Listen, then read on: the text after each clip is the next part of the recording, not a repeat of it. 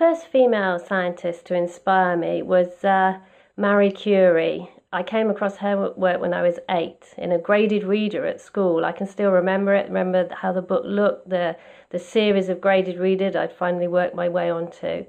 And a fascination for chemistry and isolating the elements really stayed with me throughout the rest of my schooling.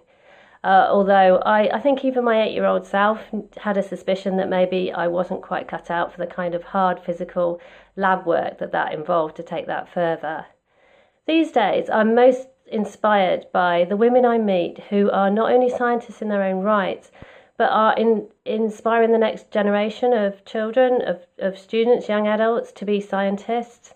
Somebody whose work I first came across a few years ago when my husband was doing a PGCE was Jo Boaler, and her book, The Elephant in the Classroom, was something that I was just really wowed by.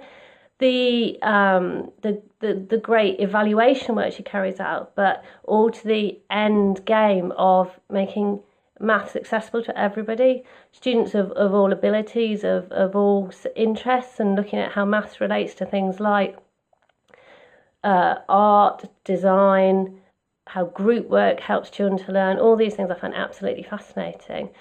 And I'm very privileged in my role to spend quite a lot of time meeting staff, particularly in universities, who are out there thinking, talking, really doing great work in education at the same time as carrying on a scientific career, an engineering career, looking at whatever is their specialist topic, things about which I know absolutely nothing, and still just having the most fantastic engagement in things like how technology can be used to enhance learning.